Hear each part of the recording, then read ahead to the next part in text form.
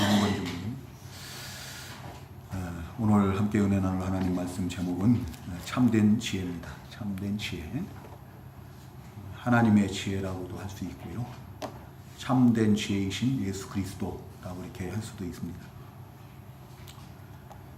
하나님은 성경 여러 곳에 지혜에 대해서 말씀하시므로 하나님의 백성들이 지혜 있는 자들이 되기를 원하신다는 것을 우리가 알 수 있습니다. 성경 여러 곳에 지혜에 대해서 증거하고 있지만 특별히 이 잠언서에는 지혜에 대해서 아주 집중적으로 많이 증거를 하고 있어요. 그래서 우리가 이 잠언서를 가리켜서 지혜서라고도 이렇게 부릅니다. 그 앞에 3장 한번 보시기 바랍니다. 3장 13절부터 18절에 보면은 우리 아까 이거 읽었던 거죠. 교동문 교도갈 때 그 했던 거예요. 한번 같이 읽어보겠습니다. 시작. 지혜를 얻은 자와 명철을 얻은 자는 복이 있나니 이는 지혜를 얻은 것이 은을 얻는 것보다 낫고 그 이익이 정금보다 나음이니라. 지혜는 신조보다 귀하니 네가 사모하는 모든 것으로도 이에 비교할 수 없도다. 그의 오른손에는 장수가 있고 그의 왼손에는 부귀가 있나니 그 길은 즐거운 길이요 그의 지름길은 다 평강이니라. 지혜는 그 얻는 자에게 생명나무라. 지혜를 가진 자는 복되도다. 아멘. 또 그 뒤에 4장 보시기 바랍니다. 4장 5절부터 9절까지도 한번 읽어보겠습니다. 4장 5절부터 9절까지 시작. 지혜를 얻으며 명철을 얻으라. 내 입의 말을 잊지 말며 어기지 말라. 지혜를 버리지 말라. 그가 너를 보호하리라. 그를 사랑하라. 그가 너를 지키리라. 지혜가 제일이니 지혜를 얻으라. 네가 얻은 모든 것을 가지고 명철을 얻을지니라. 그를 높이라. 그리하면 그가 너를 높이 들리라. 만일 그를 품으면 그가 너를 영화롭게 하리라. 그가 아름다운 관을 내 머리에 두겠고 영화로운 면류관을 내게 주리라 하셨느니라. 아멘. 뭐 이 외에도 이 지혜에 대한 증거가 잠언서에는 가득합니다. 모든 말씀이 다 지혜의 말씀인데요. 특별히 잠언에서는 이렇게 지혜에 대해서 많이 교훈을 하고 있습니다. 이 본문에서도 이 지혜를 1인칭 또는 3인칭으로 의인화해서 이렇게 증거하고 있는 것을 볼 수가 있습니다. 이렇게 성경에서는 이 지혜에 대해서 많이 증거를 하고 있는데 우리 성도님들 지혜가 뭡니까? 지혜가 뭐냐고 물어보면은 딱 부러지게 어떻게 좀 대답하기가 그렇죠. 지혜가 뭔가 알아보려고 제가 국어사전을 찾아봤더니 거기에 뭐라고 이렇게 기록이 되어 있는가 하면은 사물의 도리나 선악 따위를 잘 분별하는 마음의 작용이라고 이렇게 설명을 하고 있습니다. 이렇게 현실에서 나타나는 어떤 그런 현상들을 식별하고 이해하는 마음의 작용이다라고. 어렵죠?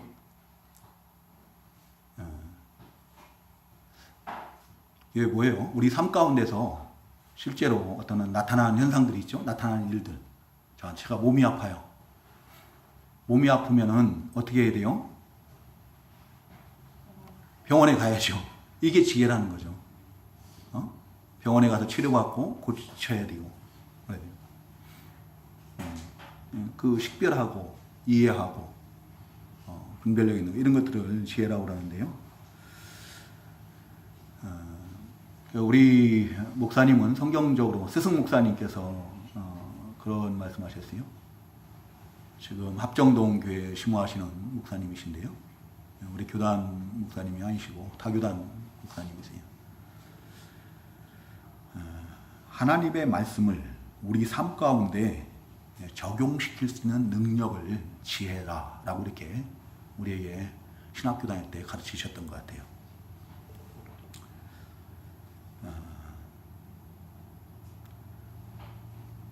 그 성경이 교훈하는 지혜와 사전적 의미의 우리가 일반적으로 알고 있는 그 지혜가 동일한 것인가?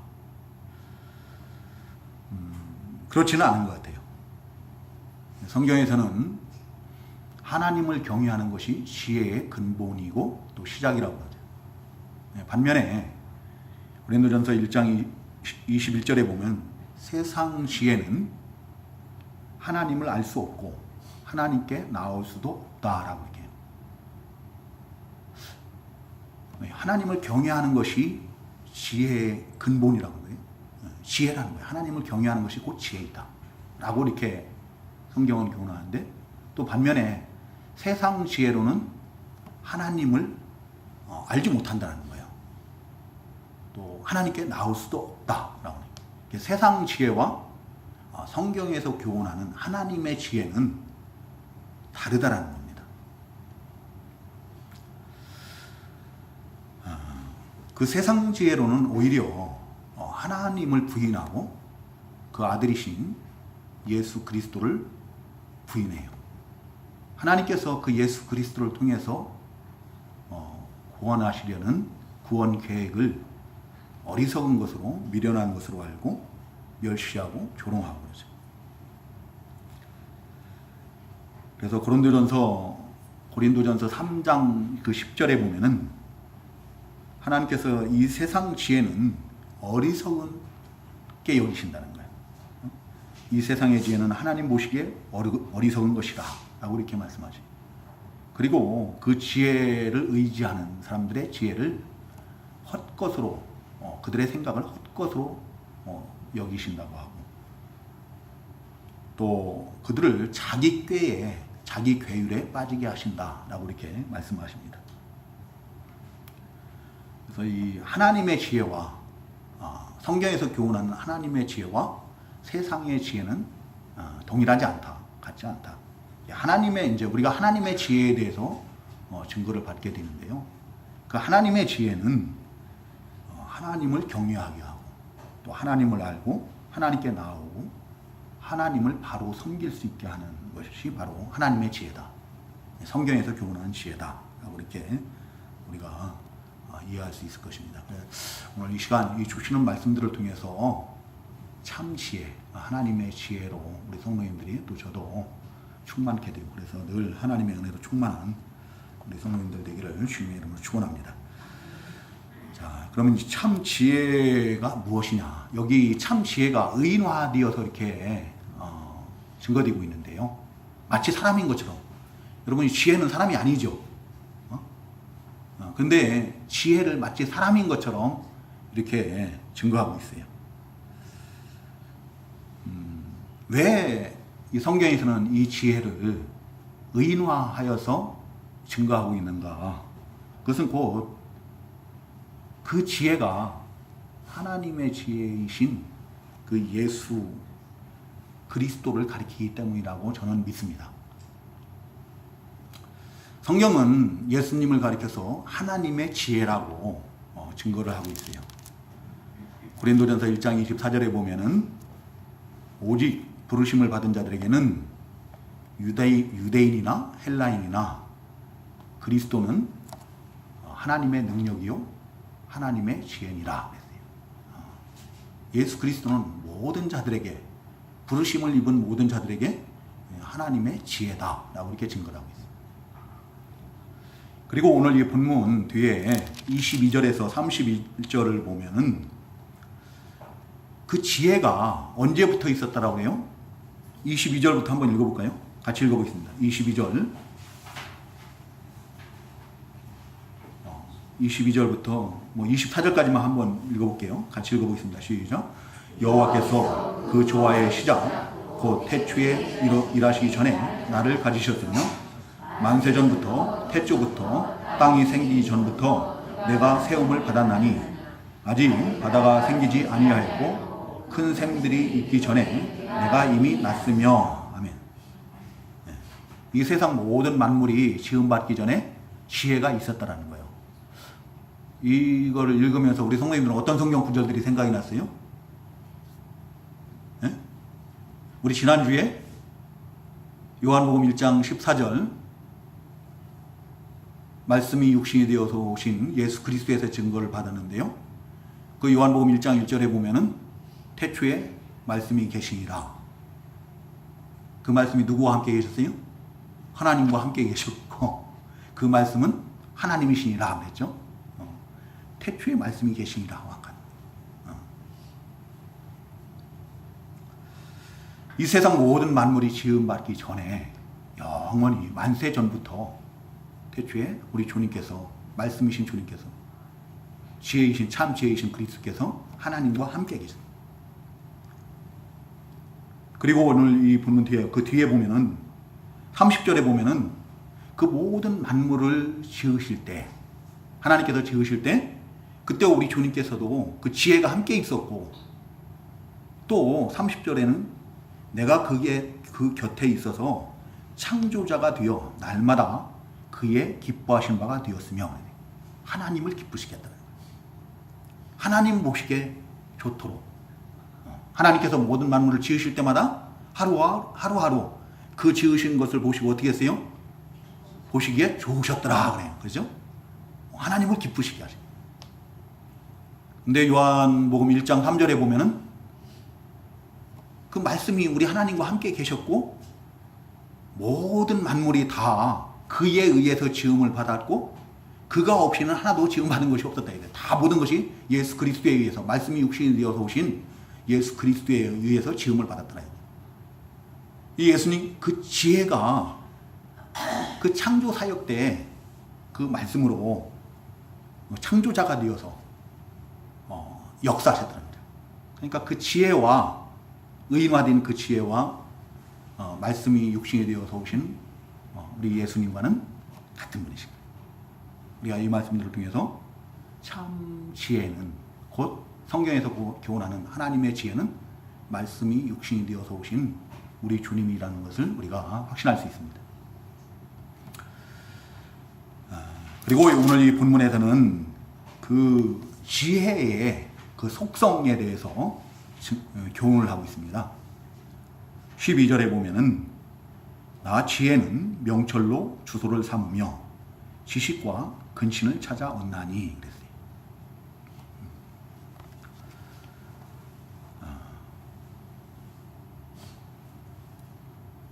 이 지혜는, 참 지혜는요, 지식이나 명철이나 그 지혜와 관련된 모든 기능들을 다 포함하는 전지한 그런 모든 것을 아는 그런 지혜다.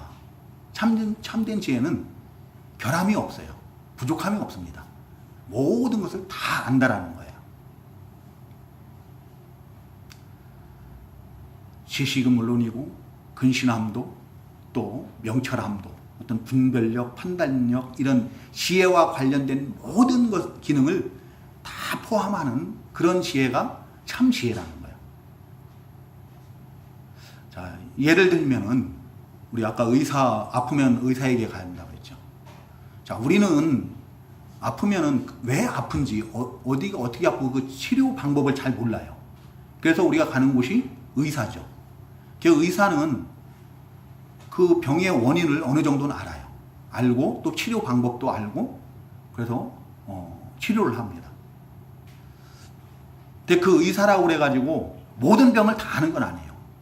자기가 공부한 그 부분에 대해서만 알 수가 있죠.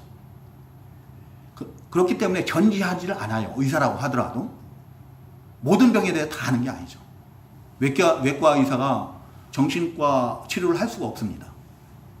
근데 참 지혜는 결함이 없다라는 거예요. 모든 것을 다 안다라는 겁니다.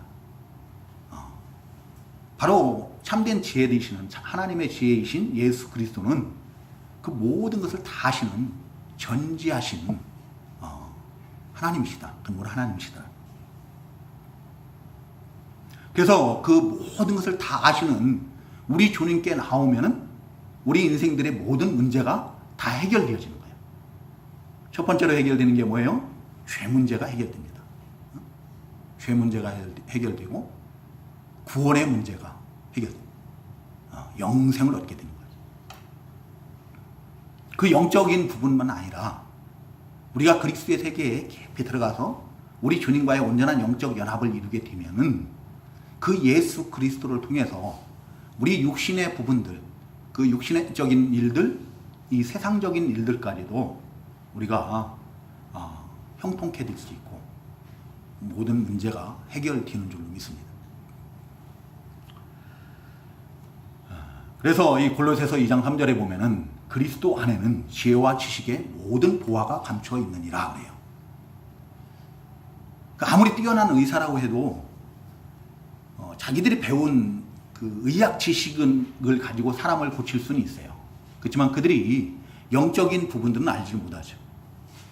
우리 주 예수 그리스도 안에는 그 영적인 부분까지도 하나님의 모든 비밀까지도 다 그 안에서 주님께서 아실 뿐만 아니라 믿는 그리스도인들이 그 안에서 다 알 수 있다는 거예요. 찾아낼 수 있다, 발견할 수 있다.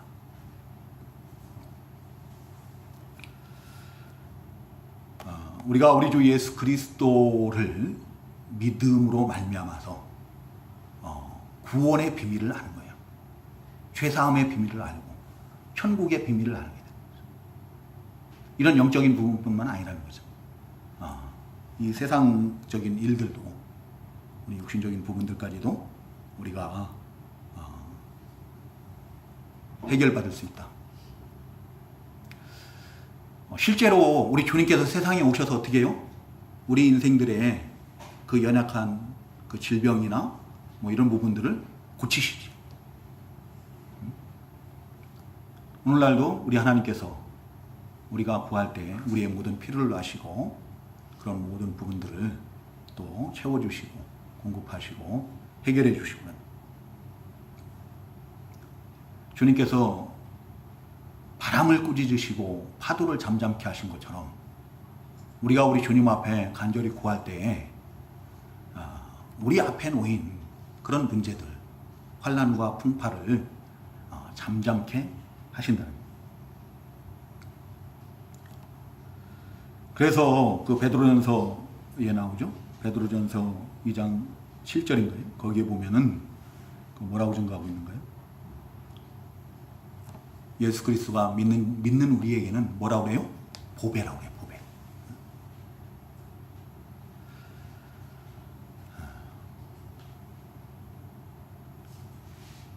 우리 성도님들도 이 참 지혜이신 그 예수 그리스도로 말미암아서 저 모든 문제들이 다 해결되어졌으면 좋겠어요. 바울 사도는 그 지혜이신 참 지혜이신 예수 그리스도를 발견하고 그리스도 안에서 자기가 발견되고 얻기 위해서 자기가 자랑 삼고 자기에게 유익하던 모든 것을 다 해로 여기고 배설물로 여겼다라고 했어요. 정말 우리 성도님들에게 있어서 가장 큰 보화가 뭐예요? 보배가 뭐예요? 우리 아까 찬송했는데요. 우리 주님이 가장 귀합니까? 정말 우리 주님이 귀하다고 하면은 나의 모든 것을 다 거기에 투자할 수 있어야 돼요. 그렇죠? 아낌없이 다 투자. 내가 땅을 파고 농부가 어떤 농사를 짓다가 밭을 갈다가 그 안에서 큰 보배를, 금덩어리를, 황금덩어리를 만약에 발견했다고 하면 어떡하겠어요? 근데 그게 내 땅이 아니야. 남의 땅에 가서 일해주다가 그걸 발견했어요. 그러면 그거 어떻게 해야 돼요? 성경에 보면 뭐라고 증거하고 있어요? 우리 주님께서는 자기의 모든 것을 소유를 다 팔아가지고 그 밭을 산다라고 했잖아요. 그 보화를 사는 거예요. 그 보화를 얻기 위해서 그 밭을 사는 거예요. 그러지 않겠느냐? 정말 우리가 예수님이 우리의 보배라고 하면은, 보화라고 한다면은 우리의 모든 것을 다 거기에 투자할 수 있는 거예요. 그래도 아깝지 않은 거죠.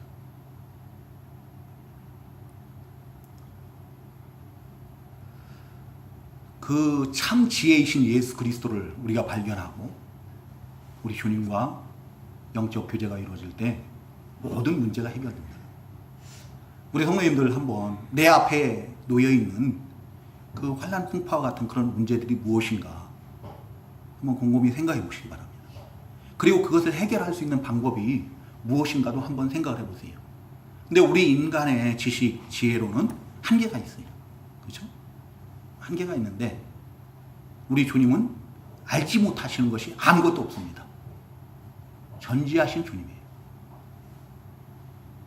그 지혜의 주님을 만나면은, 그래서 주님과의 그 인격적인 만남이 이루어지고 그 교제가 이루어지면은 그 모든 문제가 해결되어지는 줄로 믿습니다. 우리 지혜로는, 우리 지식으로는 한계가 있어요. 우리 사람과의 관계도요. 사람과의 관계도 우리 주님과의 관계가 온전케 되면은 우리 하나님과의 관계가 온전케 되면은 사람과의 관계도 다 풀려야 돼요. 사람과 사람 사이에 우리에 막힌 것이 있다면은 하나님과 나 사이에 막힌 것이 없는가? 우리 주님과 내가 지금 막힌 것은 없는가? 한번 생각을 해봐야 돼요. 나와 우리 주님과의 관계가 막힌 것이 없어진다면은 하나님께서 원수라도 화목케 하신다 그래요. 잠언에. 내가 하나님을 기쁘시게 하면은 원수라도 그 행위가 하나님 보시기에 기쁘시면은 원수라도 화평케 하신다라고 말씀하시거든요. 모든 문제가 주 안에서 전지하신 참된 지혜이신 그리스도 안에서 해결돼요. 그리고 이 참 지혜는 악을 미워한다는 거예요. 참 지혜이신 예수 그리스도는 악을 미워해요. 왜요? 아버지이신 하나님이 악을 미워하시기 때문이에요. 그 앞에 6장 16절부터 19절 한번 같이 읽어보세요. 6장 16절부터 19절 같이 읽겠습니다. 시작.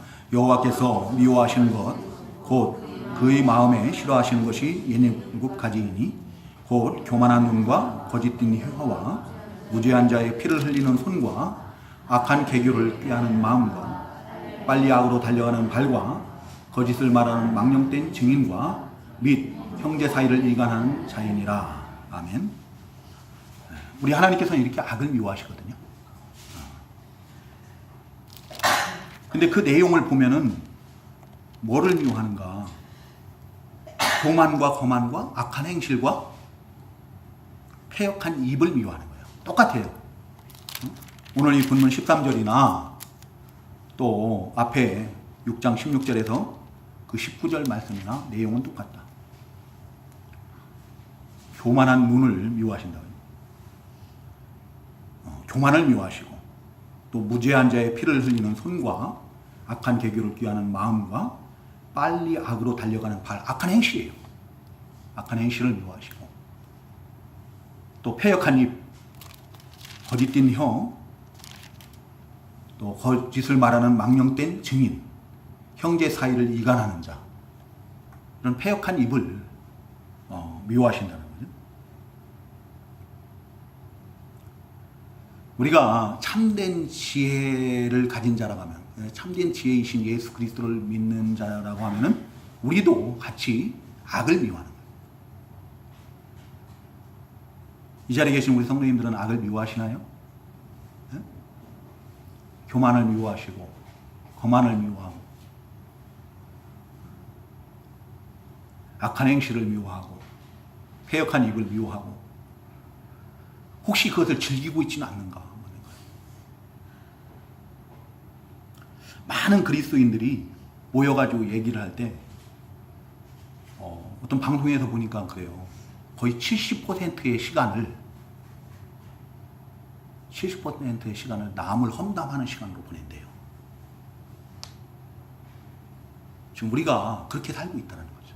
근데 하나님께서 그것을 미워하신다니까요. 그 패역한 입을 미워하시는 거예요.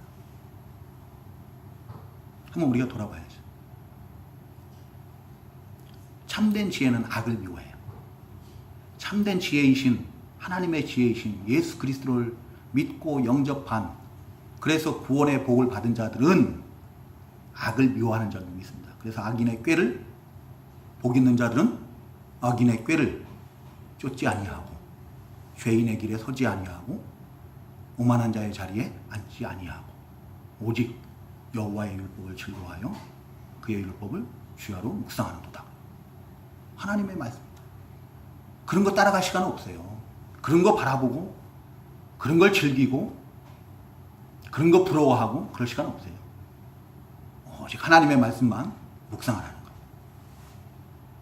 그 말씀을 즐거워하고 깊이 묵상하고 내 신비에 새기고 그 말씀대로 살려고 애쓰고 힘쓰고. 그게 그리스도인의 모습인 거죠. 또 이 참된 지혜의 그 세 번째 속성은 의롭다라는 겁니다. 의롭다. 20절에 보면 나는 정의로운 길로 행하며 공의로운 길 가운데로 다니나니. 예수 그리스도를 믿는 자들이 그래서 어떻게 합니까? 의로서 행하는 거예요. 그 앞에 15절이나 16절에 보면 의로서 모든 것을 행하고 판단하고 다스리고 통치하고.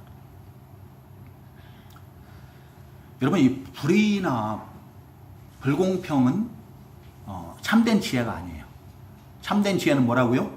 의로워요. 공의롭고 정의롭고 공평합니다. 우리 하나님이 우리를 사랑하셔서 택하시고 우리 죄를 용서하시고 구원하시는데 얼마나 공의로우신 분이신가, 얼마나 공평하신 분이신가. 그냥 우리를 사랑하신다고 그래가지고 우리 하나님께 택하셨다고 그래갖고 무조건 죄를 용서하지 않으셨다고 그랬어요. 그렇죠? 얼마나 의로우신가 하면은 공평하신가. 그 아들이신 예수 그리스도를 십자가에 못 박혀 죽는 데까지 내어주신 그런 공의의 하나님이시다. 우리 주님께서도 세상에 오셔서 불의가 조금도 없으셨다는 거예요.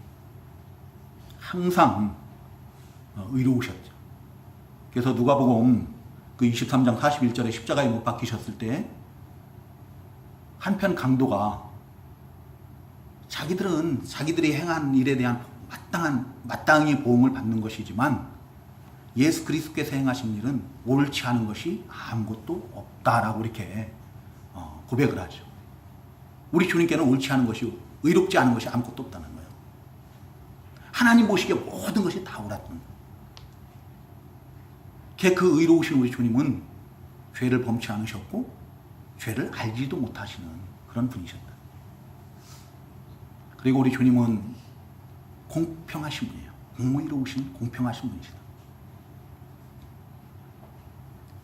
우리 주님은 자루나 오르나 치우치지 않아요. 편벽되지 않다. 가난하다고, 병들었다고, 죄가 많다고 외면하고 무시하고 멸시하고 그러지 않습니다. 오히려 그런 자들을 찾아주셨고 그들을 만나주셨고 그들을 고치시고 그들의 친구가 되어주시고. 오늘날도 참 불의하기 짝이 없죠. 우리가. 그렇지만 우리를 외면치 않으시고 우리를 부르시고 또 우리와 함께 하시고 우리가 좀 가진 것이 없다고, 우리가 배우지 못했다고, 우리가 약하다고 해서 우리 주님께서 외면하지 않으십니다.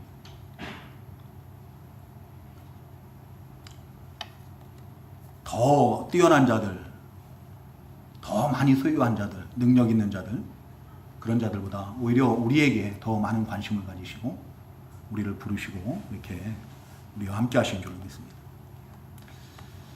참된 지혜는 차별이 있어서는 안 됩니다. 주님의 몸된 교회 가운데서도 차별이 있어서는 안 돼요.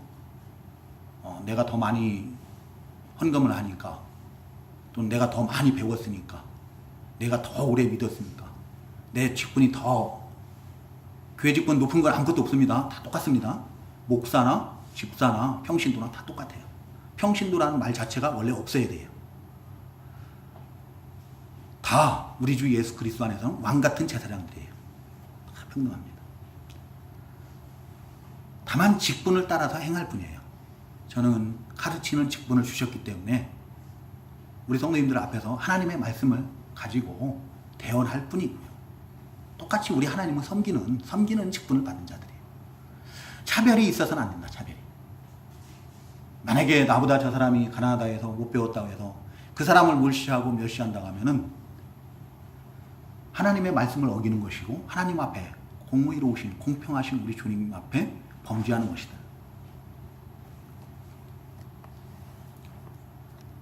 정말 우리가 참된 지혜이신 예수 그리스도를 믿고 구원을 받은 자들이라면은 차별을 하면 돼요, 안 돼요? 차별하면 안 됩니다. 어리다고 해서 차별해갖고 그래서는 안 돼요. 근데 우리가 그런 일을 행할 때가 참 많아요.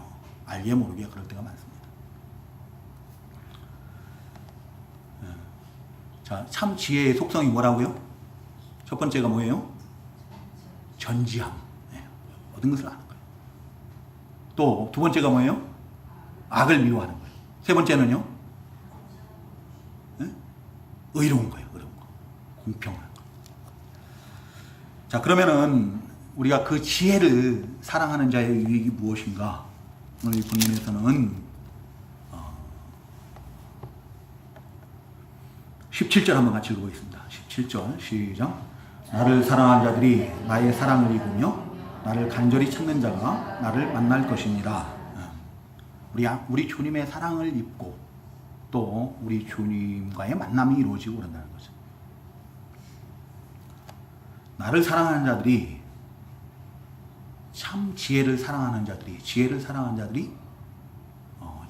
사랑을 입는다. 지혜이신 예수 그리스도의 사랑을 입는다는 거죠. 이 말을 우리가 잘못 이해를 하면 안 됩니다. 내가 먼저 예수님을 사랑해야 예수님께서도 우리를 사랑한다라는 그런 뜻으로 이해를 하면 안 돼요.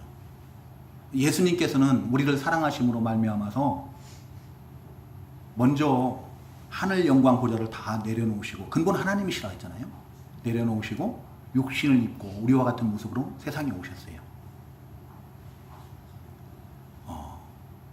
우리 주님께서 구속할 우리가 몸과 그 혈과 피를 가진 혈과 그 육신을 가진 그런 자들이기 때문에 우리 주님께서도 그런 모습으로 와야 했던 거예요. 그래서 그 하늘 영광 보좌를 내려놓으시고 우리가 똑같은 형상을 입고 세상에 오셨고 또 자기 목숨까지도 우리를 위한 대속물로 내어주셨어요. 우리가 그 사랑을 입은 자들이거든요. 이제 우리 주님의 그 십자가 대속의 은혜, 그 대속의 은혜를, 그 사랑을 깨달아 알고, 그래서 우리 주님을 사랑할 때 우리 주님의 사랑이 우리 가운데 충만케 된다는 거예요. 우리 주님의 사랑으로 우리가 충만하면은 사랑은 모든 두려움을 다 물리친다 했어요. 다 이긴다고 했습니다. 두려움을 다 이긴다. 요한일서 4장 18절에 보면은 사랑 안에는 두려움이 없고 온전한 사랑이 두려움을 내쫓나니 그랬어요. 우리가 우리 주님을 사랑한다고 하면은 두려움이 없어야 돼요. 내가 이 주님을 믿고 따르는 이 길에 어떠한 무엇을 만난다 할지라도 아무런 두려움이 없어야 돼요. 참된 믿음의 특징이에요. 예수를 믿는데 두려움이 있어서는 안 되죠. 두려움이 없어요. 아까운 게 아무것도 없어요. 그래서 선교사님들이 두려움 없이 어떻게 해요? 그 이슬람권에 가서도 복음을 전하는 거예요. 복음이 하나도 들어가지 않은 그 말도 안 통하고 음식도 낯설고 모든 것이 다 낯설죠. 근데 그 어린 자녀들을 데리고 가는 거예요. 거기까지. 아무런 두려움이 없어요. 아까운 것이 없습니다. 자기들의 모든 것을 다 헌신해서 그래요. 오늘날도 주의 종들이 교회를 개척한다는 것은요, 자기의 모든 것을 다 거기에 올인하는 거예요. 다 투자를 하는 거예요. 그렇게 할 수 있는 것이 왜 그래요? 주님을 사랑하기 때문에 두려움이 없는 거예요. 요즘 개척한다는 게 얼마나 힘듭니까? 요즘 개척을 하면은요, 개척교회 중에서 거의 90%는 다 문 닫을 거예요. 자기의 모든 것을 다 바쳐서 개척을 하면은 안 된다는 것이 거의 정설이거든요. 그럼에도 불구하고 그걸 알면서도 하는 거예요. 왜요? 그 투기가 아니에요. 그래도 복음을 전할 수 있으면은 그게 감사한 거예요. 제가 늘 어릴 때 얘기를 하는데요. 우리 하나님께서 저 같은 사람을 하나님의 종으로 삼으신 이유 중에 하나가, 제가 주일학교 다닐 때 그 캄캄한 밤에 주일학교 밤 예배를 갈 때도 두려움을 몰랐다는 거예요. 갈 때는 조금 그래도 어둡지 않으니까 가지만 돌아올 때는 캄캄한 밤이거든요. 그런데도 두려운 생각이 안 나요. 그 전주에 엄청난 어떤 어려움을 당하고 고난이 있었고 심지어 두들겨 맞을 때도 있었고 별일이 다 있었지만 그 다음 주에 교회를 가야 되면은요 아무 생각이 안 나요. 그 전에 있었던 그 전주에 있었던 두려웠던 일들은 아무 생각이 안 나요. 그냥 교회 가야 되는 거예요. 그것만 생각이 나요. 그게 우리 하나님께서는 저의 중심으로 보셨던 것 같아요. 그래서 저희 형들이 저보다 더 인물도 좋고 말주변도 좋고 믿음도 더 좋고 그런데 형들을 종으로 삼은 게 아니라 저를 하나님의 종으로 삼지 않았나 저는 그렇게 생각을 합니다. 우리 주님을 사랑하면은 내가 우리 주님의 사랑을 깨닫고 주님을 사랑하는 마음으로 충만하면 아무런 두려움이 없습니다. 주님을 섬기는 데 있어서 아무 두려움이 없고 아까운 것이 아무것도 없어요. 그 나사로의 동생 마리아가 그 비싼 향유를 예수님께 부어드리지 않습니까? 근데 그것으로도 부족해가지고 자기의 머리털로 예수님의 그 먼지 묻은 발을 씻겨드리지 않습니까? 아까운 게 없어요. 완전히 다 헌신할 수 있는 거예요. 바울 사도가 미친 사람 취급을 받습니다. 온갖 고난을 다 당해요. 그럼에도 불구하고 기쁨으로 감사함으로 즐거움으로 그 복음 사역을 감당할 수 있었던 것은 주님의 사랑을 깨달았기 때문에 주님의 사랑으로 충만했기 때문에 아무런 두려움이 없는 거예요.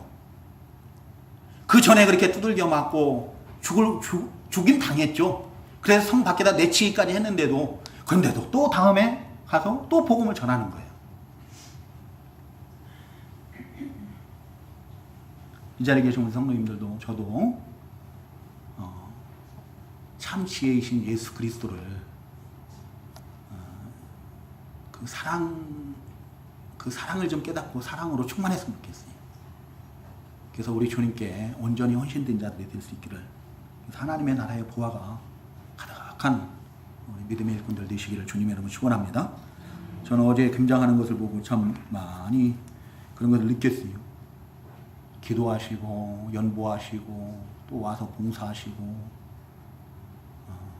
또 음식도 대접하시고 오늘 식사 준비하시고 또 예배 나오시고 그런 걸 보면서 참 이게 주님에 대한 사랑이 아닌가. 우리 주님의 사랑이 충만해서 그런 것이 아닌가. 만약에 우리 주님에 대한 사랑이 없다면 우리 성도님들이 뭐하러 그 어려운 일들을 하겠습니까? 힘들고 시간 뺏기고 그런데 그냥 대충 예배나 나와서 드리고 말지. 이제 저는 우리 성도님들에게 뭐 그 어떤 것으로도 보답할 수가 없어요. 그 모든 것은 우리 하나님께서 하늘의 그 보화로 갚아주실 줄로 믿습니다. 그리고 우리가 그러한 사랑을 충만해서 우리 주님에 대한 그 참 지혜에 대한 그 사랑이 충만하고 또 사모하는 마음이 충만할 때 또 우리 주님과의 인격적인 만남이 이루어지고 또 기도의 응답이 이루어지고 그렇게 된 줄로 믿습니다. 또 형통케 된다는 거예요. 하나는 형통케 된다. 21절 한번 같이 읽어보겠습니다. 21절 시작. 이는 나를 사랑하는 자가 재물을 얻어서 그 곳간에 채우게 하려 함이니라. 그 참 지혜이신 예수 그리스도께서 정의로운 길로 행하며 공의로운 길 가운데로 다니는 이유가 뭐라고요? 나를 사랑하는 지혜이신 그리스도를 사랑하는 자가 재물을 얻어서 그 곳간에 채우게 하려 함이라. 곧 예수 그리스도로 말미암아서 그 지혜를 사랑하는 그리스도를 사랑하는 자들로 하여금 부욕해 하려 하십니다. 형통케 하려 하십니다. 우리 성도님들 이 말씀, 저는 이 말씀을 읽으면서 고린도후서 8장 9절 말씀 있죠? 거기에 보면 우리 주 예수 그리스도의 은혜로 우리 주 예수 그리스도의 은혜를 너희가 알거니와 부유한 자로서 너희를 위하여 가난하게 되심은 그의 가난함으로 말미암아 너희를 부유하게 하려 하심이라 하는 이 말씀이 저는 생각이 났거든요. 우리 주 예수 그리스도로 말미암아서 우리로 부욕해 하시기 위해서 우리 주님께서 그 육신의 몸을 입고 세상에 오셔서 그 모든 멸시와 천대를 다 받으시고 그러셨다는 거죠.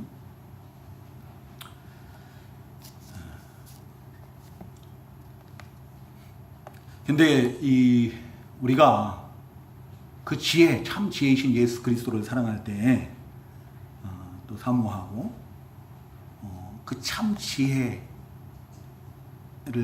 가진 자들답게 악을 미워하고 또 그리스도 안에서 어떤 그 영적인 어떤 모든 하나님의 비밀들을 알기를 원하고 알아가고 또 의를 행하고 그런 삶을 할 때